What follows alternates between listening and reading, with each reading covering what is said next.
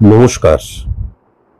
The power of astrology Sumanta ji Chowdhury আমার এই YouTube চ্যানেলে আপনাদের সবাইকে স্বাগত।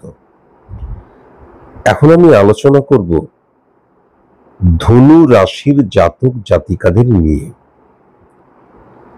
জুলাই মাসের 13 তারিখ থেকে 13 জুলাই থেকে 27 নভেম্বর পর্যন্ত শনির যে বক্রী অবস্থা, শনির এই বক্রী অবস্থা ধনুরাশির জাতক জাতিকাদের উপর কি ধরনের প্রভাব বিস্তার করতে পারে সেটা নিয়েই কিন্তু আমি সার্বিকভাবেই আজকের আলোচনাটা করব।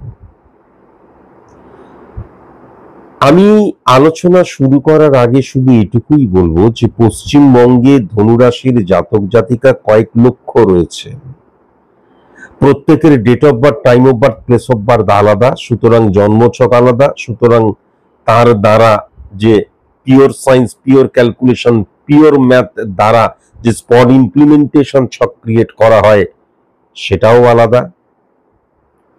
আবার যদি কালপুরুষ ছক লক্ষ্য করা যায়, অর্থাৎ চোখের কর্নিয়া দ্বারা যে ছক ক্রিয়েট করে প্রেডিকশন করা, যখন আমার date of birth, time of birth, place of birth থাকবে না, তাহলে প্রত্যেকটা মানুষ যেহেতু আলাদা, তাহলে কালপুরুষ ছকও কিন্তু আলাদাই হচ্ছে। তাই জন্য আজকের এই যে আলোচনাটা সার্বিক মতে কিন্তু আলোচনা।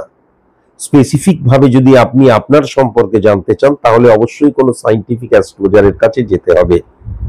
যাই হোক, এই সমস্ত নিয়ে আমি পরবর্তীকালে আলোচনা করছি। আগে মূল বিষয়বস্তুতে আসা যাক। প্রথমেই আমি জানিয়ে রেখে দিই যে আমি যখন কোনো প্রেডিকশন করছি, যদিও এটা সার্বিক মতেই করছি, কিন্তু তবুও বলছি আমার প্রেডিকশন আজ পর্যন্ত কখনো কিন্তু ব্যর্থ হয়নি। এই যে আমাদের ভারতবর্ষে একটা যুদ্ধকালীন অবস্থা বা যুদ্ধের সিচুয়েশন ক্রিয়েট হয়েছিল, এবং এছাড়া এই যে আমার সামনের সময়টা যদি আমি দেখি যেটা পেরিয়ে গেল, আমি ভবিষ্যতের কথা এখন টানছি না, আমি অতীতের কথাটাই টানছি, সেই সম্পর্কেও কিন্তু আমি ডিটেলিং করেছিলাম। এবং আমার প্রত্যেকটা প্রেডিকশন কিন্তু একদম হুবহু ফলে গেছে, যেমন লাস্ট 7.5 বছর ধরে ফলে এসছে। তাই জন্য এইগুলোর আমার এই প্রেডিকশনটা দেখো হুবহু ফলে গেছে, এই সমস্ত নিয়ে আমি বেশি বলা বলি পছন্দ করি না। তার কারণ সবাই জানে আমার মুখ নিঃসৃত বাণী দৈব বাণী, এবং সবাই জানে যে আমার প্রেডিকশন কখনোই কিন্তু মাটিতে পড়ে না। এখন আমার এক স্টুডেন্ট হঠাৎ করে একটি কাটপিস পাঠিয়েছে, স্যার দেখুন এইটা হঠাৎ করে আমি দেখলাম আপনার প্রেডিকশনটা একদম অ্যাকুরেট হয়ে গেছে। তাই জন্যই একটা ওই প্রেডিকশন হাতে এসছে, তখন আমি দেখছিলাম, নয়তো এইগুলো নিয়ে আমি কখনো ভাবি না। কিন্তু আমি আবার বলছি, যেই যে ভারতবর্ষের সিচুয়েশনটা একদম নেগেটিভ হয়ে গিয়েছিল, এখনো তার রেস চলছে। এবং একটু দেখে নেওয়া যাক আমি কি বলেছি, এত কথা না বলে একটু দেখে নেওয়া যাক আমি কি বলেছি। শনি অস্তমিত থাকবে, বুধ অস্তমিত থাকবে এবং বক্রী অবস্থায় থাকবে, শুক্র সে কিন্তু বক্রী অবস্থায় থাকবে, এবং রাহু এমনিতেই কিন্তু তার গতি বা তার পথ বা তার গমন বক্র হয়। সবচেয়ে বড় কথা, 29 মার্চ 2025 এই যে শনিবার, এই যে শনিদেব বা শনি গ্রহটি কুম্ভ থেকে মীন রাশিতে পদার্পণ করবে, এই মীন রাশিতে আগে থেকেই কিন্তু সেখানে রাহু বসেছিল। যখনই শনি পদার্পণ করবে তখনই কিন্তু রাহু এবং শনির একত্রীকরণ শাপিত দোষ সৃষ্টি করবে। শ্রাপিত দোষও বলা হয়, শাপিত দোষও বলা হয়, অভিশপ্ত যোগও বলা হয়।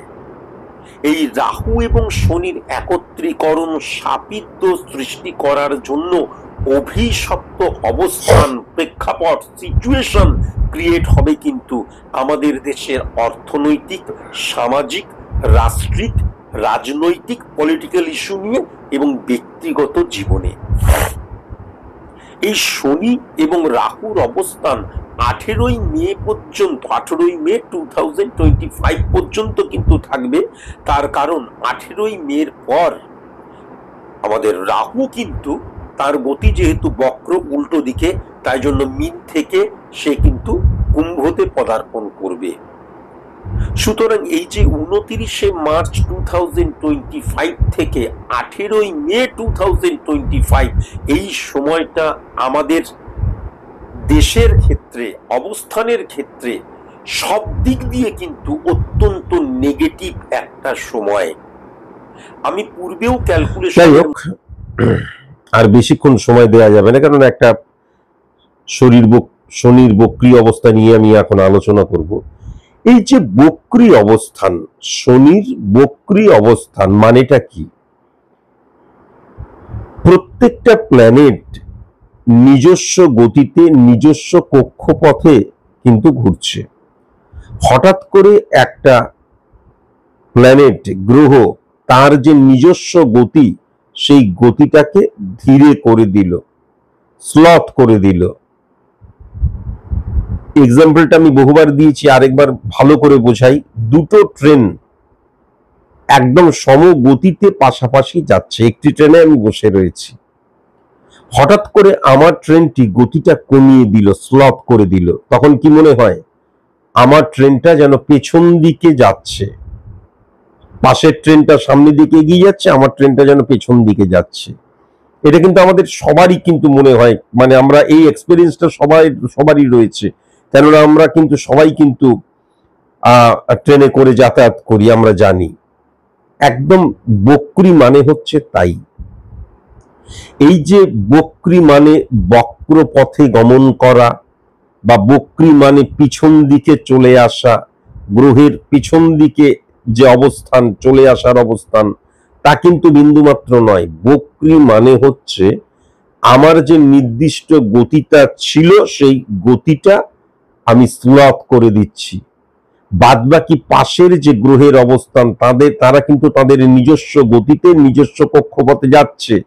আমি হঠাৎ করে আমার গতিটা স্লথ করে দিলাম বলে মনে হচ্ছে যেন আমি পেছন দিকে যাচ্ছি, আসলে কিন্তু পেছন দিকে যাচ্ছি না। আশা করি আমি বোঝাতে পারলাম। এইবার স্পট ইমপ্লিমেন্টেশন ছক ক্রিয়েট করা রয়েছে ধনু রাশির দিক দিয়ে। যদি আমি লক্ষ্য করি, তাহলে প্রথমেই যেটা লক্ষ্য করা যাচ্ছে যে মঙ্গল এবং চন্দ্রের অবস্থান কিন্তু শুক্রের ঘরে। তাহলে আমার ধনুরাশির জাতক জাতিকাদের অত্যন্ত সাবধানতা অবলম্বন করা প্রয়োজন। কেননা মঙ্গল 6935 কানেকশনের মধ্যে সূর্য, বৃহস্পতি এবং রাহুকে হিট করছে। আবার যদি চন্দ্রকে দেখা যায়, তাহলে 5:9 3:1% মধ্যে বৃহস্পতি এবং মঙ্গলের ঘরকেই হিট করছে, এবং চন্দ্র এবং রাহুকেও কিন্তু হিট করছে। তাহলে প্রথমেই কিন্তু সেকেন্ড হাউস দ্বারা আমি আমার সঞ্চয়ের জায়গাটা বুঝি, সেকেন্ড হাউস দ্বারা আমি আমার অর্থনৈতিক জায়গাটাকে বুঝি, সেকেন্ড হাউস দ্বারা আমি আমার দৃষ্টিভঙ্গিকে বুঝি, সেকেন্ড হাউস দ্বারা আমার মুখনিসৃত বাণীকে বুঝি। একটা মানুষ কিভাবে কথা বলে, কথা বলার সময় কি শব্দ ব্যবহার করে, সেটা কিন্তু সেকেন্ড হাউস দ্বারাও বোঝা যায়। তাহলে এখন মাথায় রাখার প্রয়োজন আছে, সেখানে কিন্তু মঙ্গল এবং চন্দ্রের অবস্থান কিন্তু শুক্রের ঘর।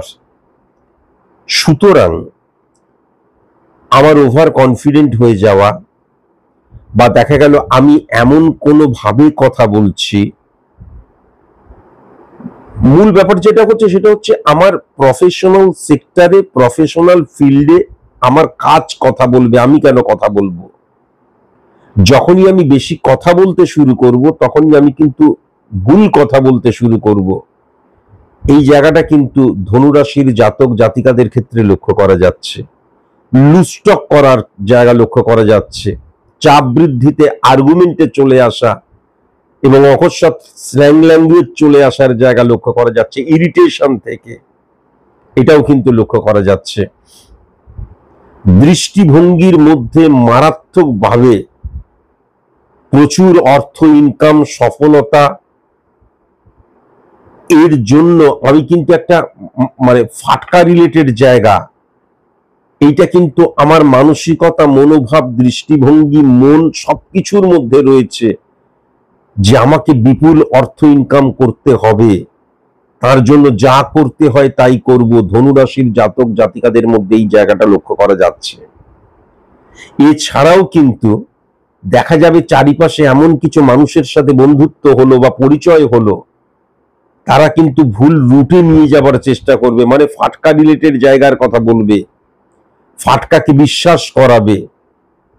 তার ফলে কিন্তু আমি আমার যে অর্থ, সেই অর্থটাকে আমি মিসইউজ করে ফেলতে পারি। কিন্তু এটাও সত্যি কথা, সেকেন্ড হাউসে যেহেতু মঙ্গল এবং শুক্রের অবস্থান, ফাটকা থেকে আমি বিশাল অর্থ ইনকামও করব। মানে কেমন হবে, এই যে আমি 13ই জুলাই থেকে 27শে নভেম্বর বললাম, এই সময়টাই কিন্তু আমার জীবন নয়।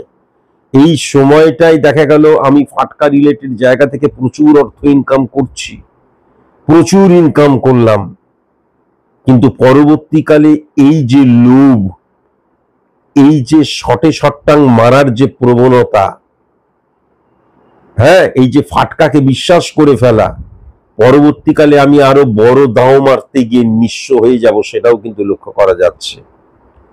কিন্তু 13ই জুলাই থেকে 27শে নভেম্বর পর্যন্ত ধনুরাশির জাতক জাতিকাদের ক্ষেত্রে অর্থ আসার জায়গাটা, ফাটকা রিলেটেড জায়গা বা যে কোনো জায়গা, যেই জায়গায় সেরকম ভাবে সফলতা ইজুকেল টু আমার কর্মদক্ষতা কাজ করে না, আমাকে সফলতার উপযুক্ত হওয়ার প্রয়োজন আমার লাগে না, এই জায়গাটা লক্ষ্য করা যাচ্ছে।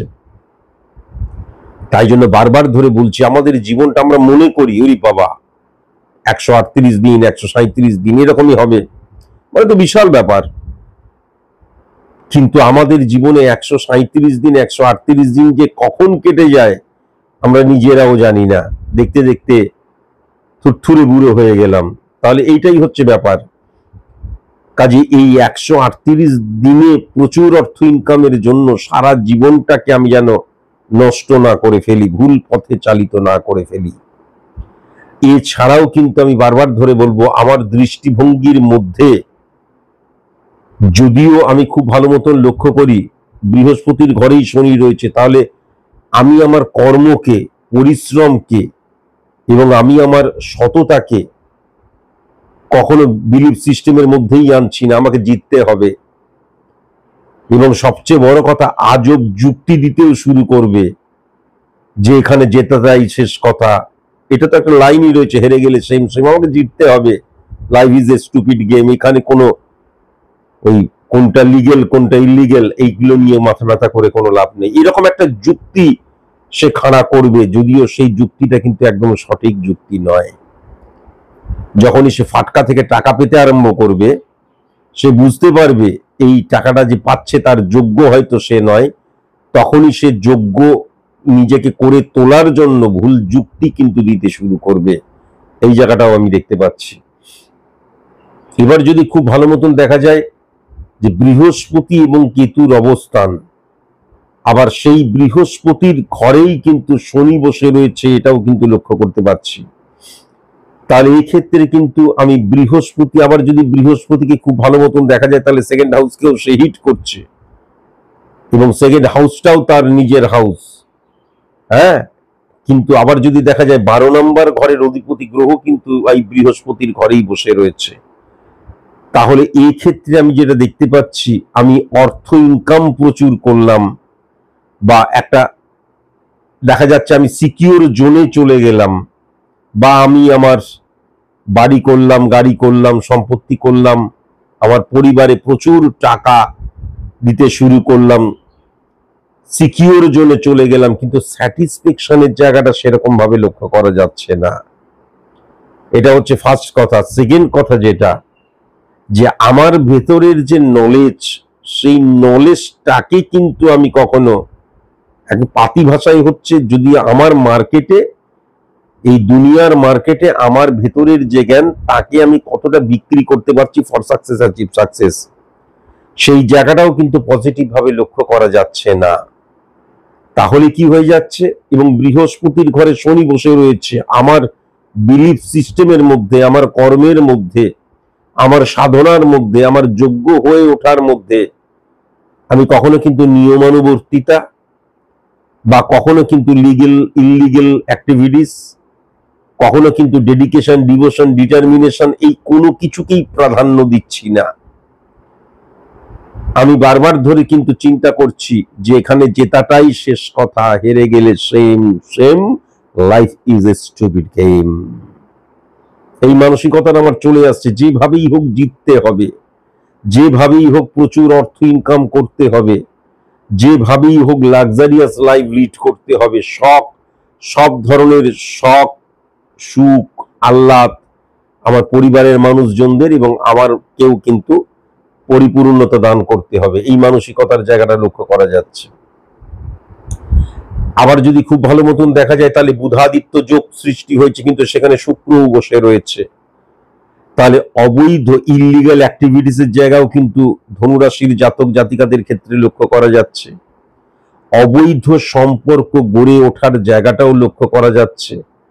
আবার এমন অনেক ব্যক্তিগত যে জীবন, পার্সোনাল লাইফ বা খুব ভালো করে যদি লক্ষ্য করা যায়, আমার যে সাংসারিক জীবনটা কিন্তু ধ্বংস হয়ে যাবার কারণও হবে একদম ডেফিনিট ভাবে। নেক্সট 13ই জুলাই থেকে দেখবেন 138 দিন দেখবেন স্বামী স্ত্রীর সম্পর্কের মধ্যে তৃতীয় মানুষের প্রবেশ, কেননা অবৈধ সম্পর্কের জায়গাটা লক্ষ্য করা যাচ্ছে।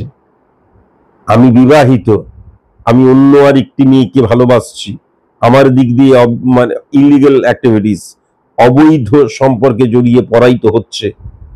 বা দেখা গেল আমি যাকে ভালোবাসছি সেও বিবাহিত, আমিও বিবাহিত, অথচ সে কিন্তু তার স্বামী, পুত্র সবকিছুকে, আমি একটা ছেলেদের দিক দিয়ে বলছি আর কি, সবকিছুকে ঠিক রেখে আমার সাথে প্রেম করছে, আমি ঘর উজাড় করে দিচ্ছি, তাকে এতটাই ভালোবেসে ফেলছি। হ্যাঁ, এই জায়গাটা কিন্তু লক্ষ্য করা যাচ্ছে। কেননা শুক্র এবং বুধের অবস্থান নেগেটিভ তা নয়, কিন্তু সেখানে সূর্য চলে এসছে, তার মানে দারিদ্র যোগের আন্ডারে কিন্তু বুধ চলে এসছে। দারিদ্র যোগ মানে কি? Please give me some food, I am hungry, আমি ক্ষুধার্ত, আমাকে খেতে দাও, তা নয়। দারিদ্র যোগ মানে ফল ডাউন করে যাওয়া। তাহলে আমার যে যুক্তি, আমার যে বুদ্ধি, আমার যে ব্রেন ওয়ার্ক, বুদ্ধি দিয়ে যা কিছু করা, সবকিছু কিন্তু নিম্নগামী হয়ে যাচ্ছে, ফল ডাউন হয়ে যাচ্ছে, এটা কিন্তু লক্ষ্য করা যাচ্ছে।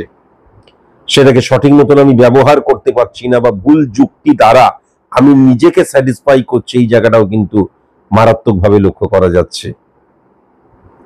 এবং আমার সূর্য যখন নড়বড়ে হয়ে যায়, নেগেটিভ ইনফ্লুয়েন্সের জায়গায় চলে এসছে, কেননা বুধাদিত্য যোগ সৃষ্টি হয়েছে ঠিক আছে, এবং বুধের ঘর ভেরি নাইস, কিন্তু শুক্র সেখানে নেগেটিভ। তাহলে সূর্য এবং শুক্রের অবস্থান দ্বারা কি হয়ে যাবে?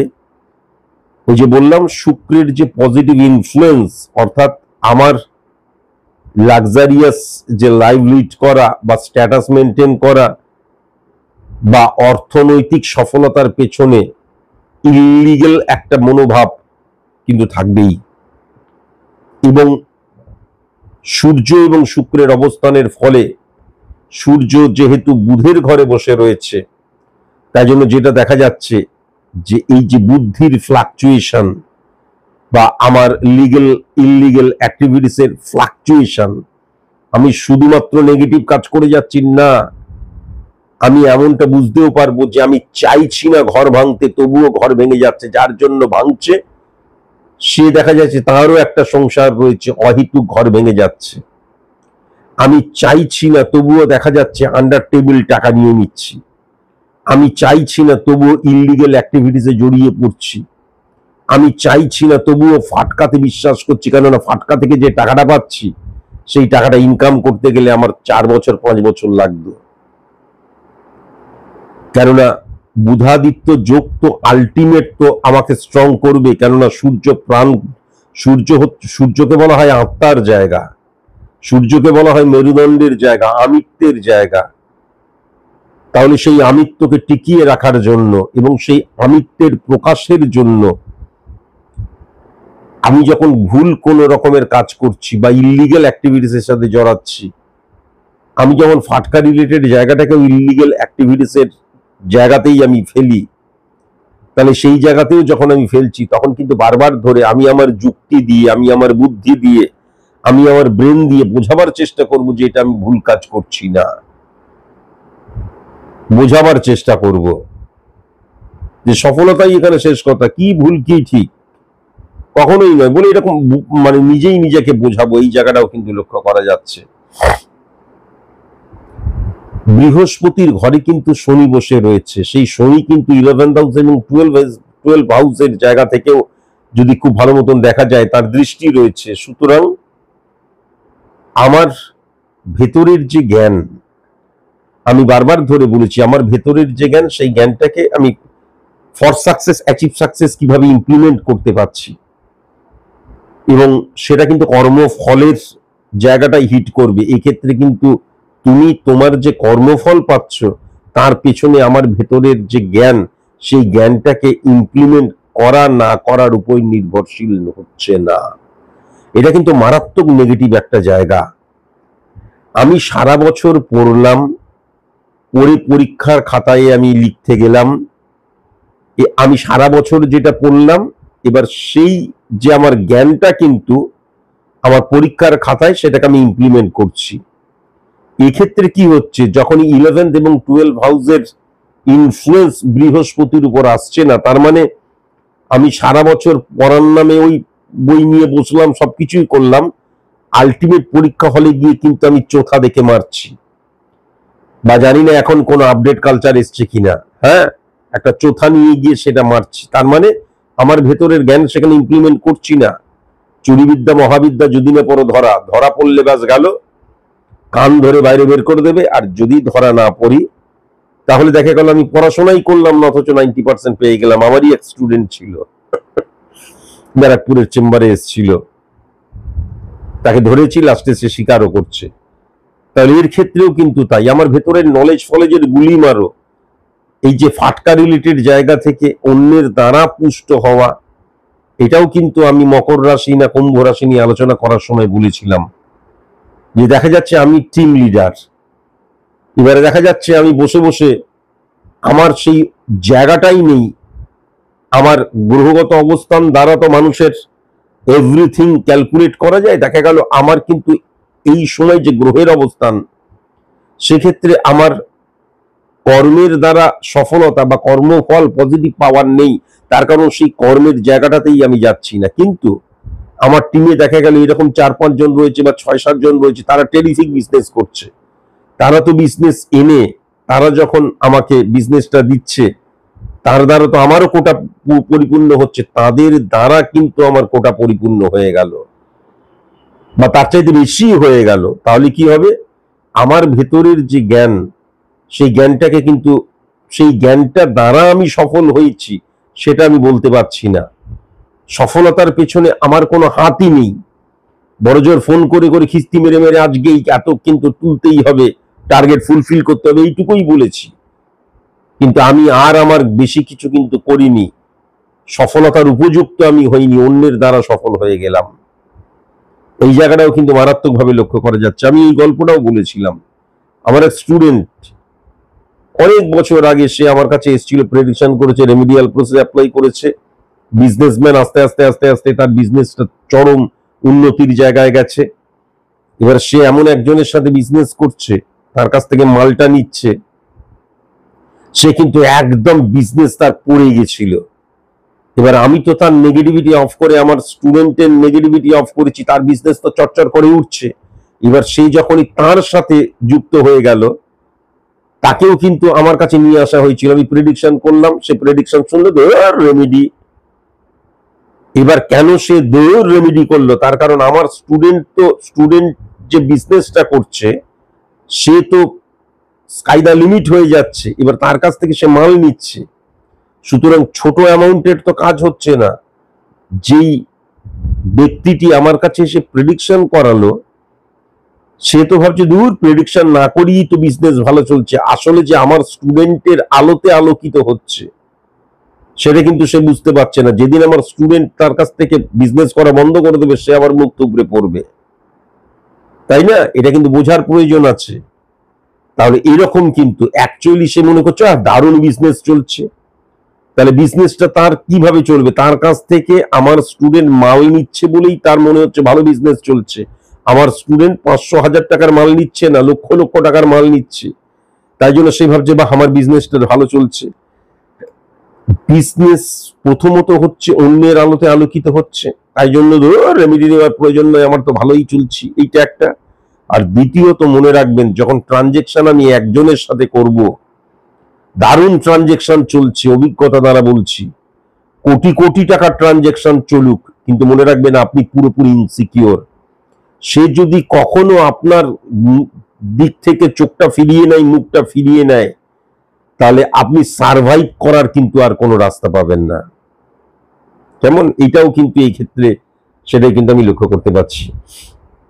এবার যদি দেখা যায় শনির ঘরেই কিন্তু রাহু বসে রয়েছে, তাহলে শনির ঘরে রাহু নেগেটিভ ভাবে বসে আছে, তাহলে কি হচ্ছে?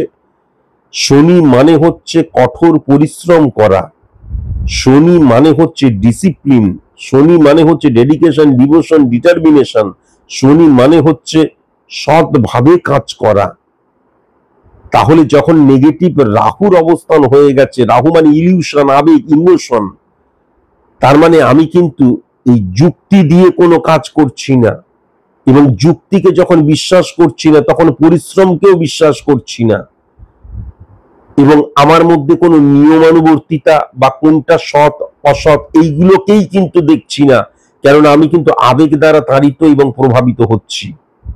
আবেগ, ইলিউশন, যেহেতু গ্রহের অবস্থান পজিটিভ হয়ে রয়েছে, যদিও এটা সার্বিক মতেই আলোচনা করছি, তবুও বলছি, তাই জন্য আজকের দিনে কোনো ডিসিপ্লিন নেই, কোনো সততা নেই, কোনো ডেডিকেশন, ডিভোশন, ডিটারমিনেশন নেই, কিন্তু আমার ভালো কাজ হয়ে যাচ্ছে। কেন?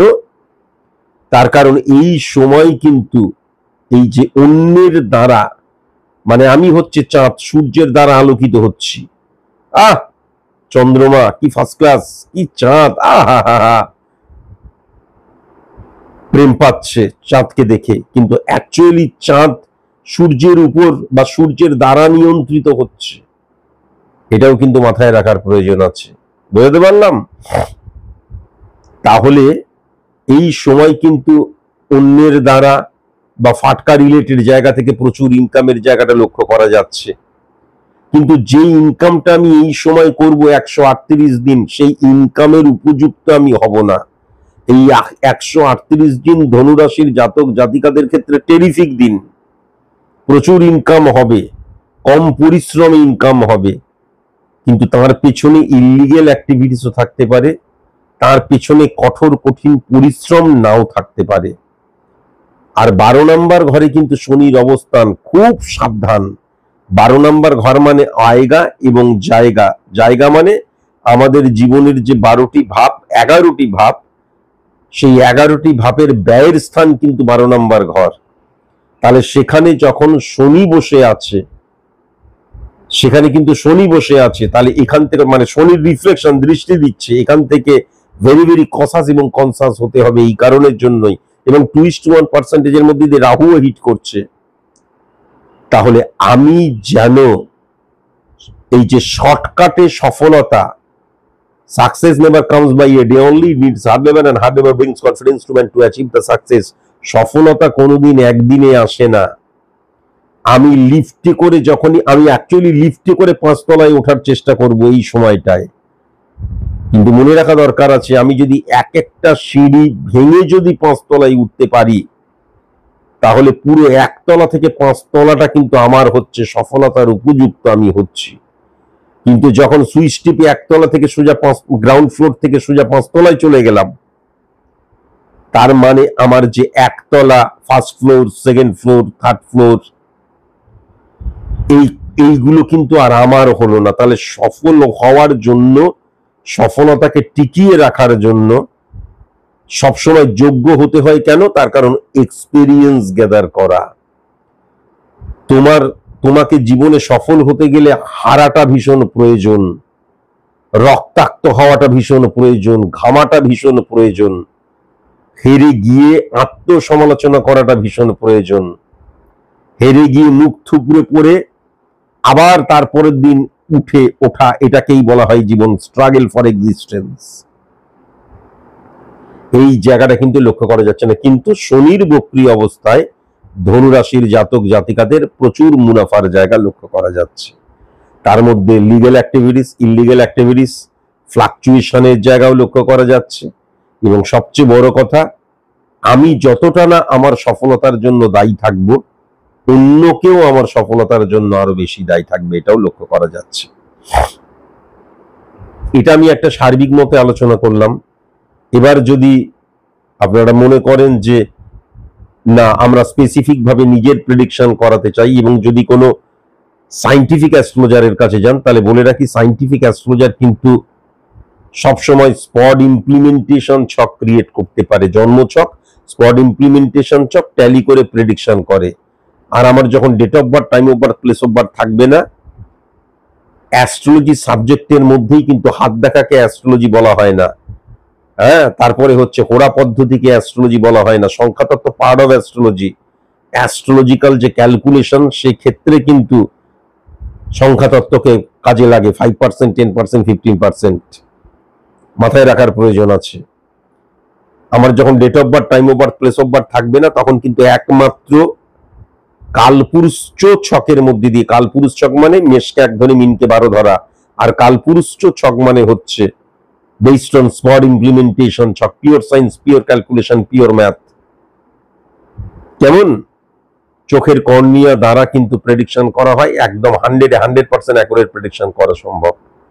আর যদি আপনি মনে করেন যে আমার কাছে আসবেন, তাহলে কয়েকটি নিয়ম মেনে চলতে হবে। ফার্স্ট, আপনি যদি সেলিব্রিটি হন তাহলে আমার কাছে আসবেন না, আমি একদম সাধারণ মানুষের জন্য। 2, আপনি যদি মানে পলিটিক্সের সাথে কোনোভাবে যুক্ত থাকেন তাহলে কখনো আমার কাছে আসবেন না। 3, আপনি যদি ভীষণ সিরিয়াস হন যে আমি নেগেটিভিটিটা জানতে যাচ্ছি, ফাইন্ড আউট করতে যাচ্ছি এবং আমি অবশ্যই সেটাকে মানে শর্ট আউট করব রেমিডিয়াল প্রসেস অ্যাপ্লিকেশনের মধ্যে দিয়ে, কেবলমাত্র নেগেটিভিটি জানার জন্য, যেই নেগেটিভিটিটা আপনি নিজেও হয়তো বুঝতে পারছেন, পয়সা খরচ করে আমার কাছে যাবেন না যদি না রেমিডিয়াল প্রসেস অ্যাপ্লাই করেন। একদম পরিষ্কার বলে দিলাম, শুধুমাত্র জানতে আমার চেম্বারে কখনো আসবেন না। আপনি যদি প্রচন্ড সিরিয়াস হন যে আমি নেগেটিভিটিটা জানলাম এবং সেইটার নেগেটিভিটিটা আমি অফ করব, রেমিডিয়াল প্রসেস অ্যাপ্লাই করব, তবেই কিন্তু আসবেন।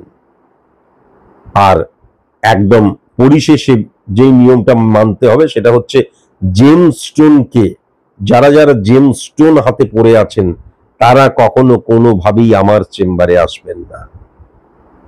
কেমন? জেমস্টোন যারা যারা পড়ে আছেন কোনোভাবেই আমার চেম্বারে আসবেন না। এটা আমার নীতি রীতি, আমার নিয়ম। কেন, কিসের জন্য প্রশ্ন করে কোনো লাভ নেই, আমার নিয়ম। যদি কোনোভাবে আমি দেখতে পাই, আমি সব বুঝতে পারি, আপনারা এতদিনে বুঝে গেছেন যে আপনি এলেন, জেমস্টোনটা খুললেন, পকেটের মধ্যে রেখে তারপরে আমার চেম্বারে ঢুকলেন। আমি যদি বুঝতে পারি যে আপনি আমার সাথে ছলনা করছেন বা নিয়ম বিরুদ্ধ কাজ করছেন, আমিও আপনাকে হাসি মুখেই সবকিছু করব, কিন্তু তার ফল যে কত ভয়ঙ্কর হবে আপনি নিজে আজকের দিনে আইডিয়া করতে পারছেন না। তাই যারা যারা জেমস্টোনকে বিশ্বাস করেন, জেমস্টোন হাতে পড়েন, হাতে পড়ে রয়েছেন আর কি, এমন হতেই পারে ও স্যার বলছেন জেমস্টোন খুলে ফেলে দিলাম, that is a different things. কিন্তু জেমস্টোনও পড়ে রয়েছি, আবার স্যারের কাছে যে প্রেডিকশনও করাচ্ছি, কখনো করাবেন না। আর শুধু কেবলমাত্র প্রেডিকশন করাবার জন্য আমার কাছে কখনোই আসবেন না, যদি না আমি নেগেটিভিটিটাকে একদম অফ করবই। এই সিরিয়াসনেস যদি আপনাদের মধ্যে না থাকে, আসবেন না। আজকের মতন এইটুকুই, নমস্কার।